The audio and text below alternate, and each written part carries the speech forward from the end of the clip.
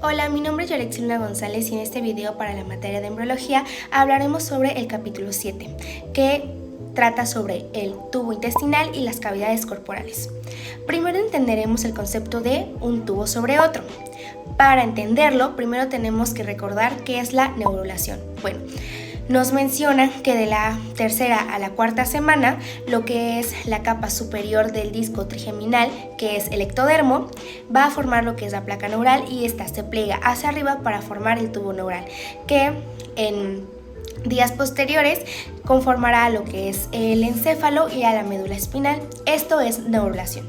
Bueno, ya que entendimos qué es neurulación, ahora nos menciona que casi al instante que sucede esto, lo que es la capa ventral, que es el endodermo del disco trigeminal, se pliega hacia abajo para conformar a lo que es el tubo intestinal.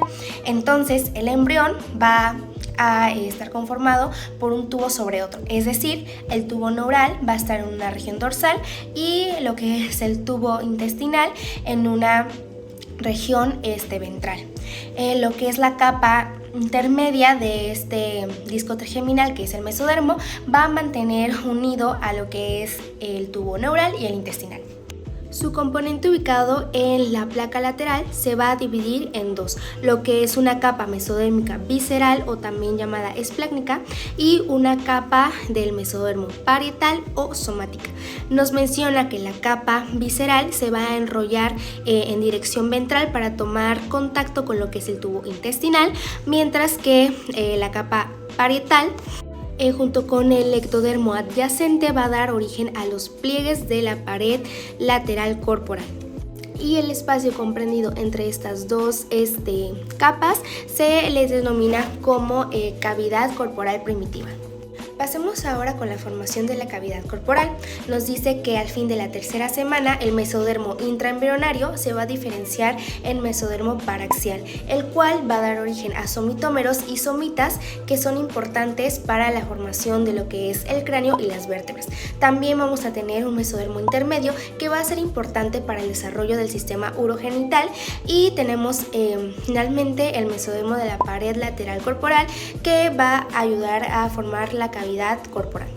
Poco después de constituirse por una masa sólida del mesodermo, nos dice que el mesodermo de la placa lateral va a tener hendiduras que van a dividir a esta masa en dos capas. Primero tenemos la capa parietal o somática, la cual nos dice que es adyacente al ectodermo subadyacente y que está en relación con el mesodermo parietal extraembrionario. En conjunto, la capa parietal y el mesodermo supraadyacente van a formar lo que es la capa somático-pleural. La capa visceral o esplácnica nos dice que es adyacente a lo que es el endodermo del tubo intestinal y que está en continuidad con la misma capa, pero en el mesodermo extraembrionario. Entonces, estos en conjunto van a formar lo que es la capa esplagnopleural. Durante la cuarta semana el embrión empieza a engrosarse en sus partes laterales en dirección ventral, lo que da origen a los pliegues laterales de la pared corporal. Al tiempo que estos pliegues avanzan, la capa endodérmica también se va a posicionar de forma ventral, se cierra para dar origen al tubo intestinal. Al final de la cuarta semana, los pliegues de la pared lateral corporal se unen en la línea media para cerrar la porción ventral del cuerpo. El cierre de la pared ventral es casi completo, excepto por el pedículo de fijación, que será el próximo cordón umbilical.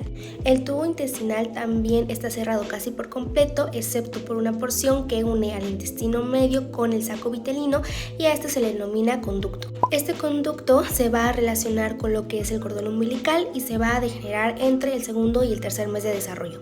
Ahora hablaremos de las membranas serosas. El mesodermo parietal dará origen a la hoja parietal de las membranas serosas, que recubren el exterior, las paredes de las cavidades peritoneal, pleural y pericardia.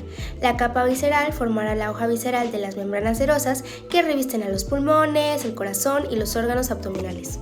La cavidad de esas capas forman el peritoneo, que rodea al intestino, que queda suspendido de algunos puntos de la pared corporal por hojas serosas dobles llamadas mesenterios.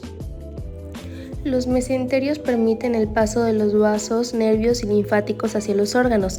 Al inicio, el tubo intestinal, que se extiende desde el extremo caudal del intestino anterior y abarca todo el intestino posterior, se mantiene suspendido de la pared dorsal del cuerpo por medio del mesenterio dorsal.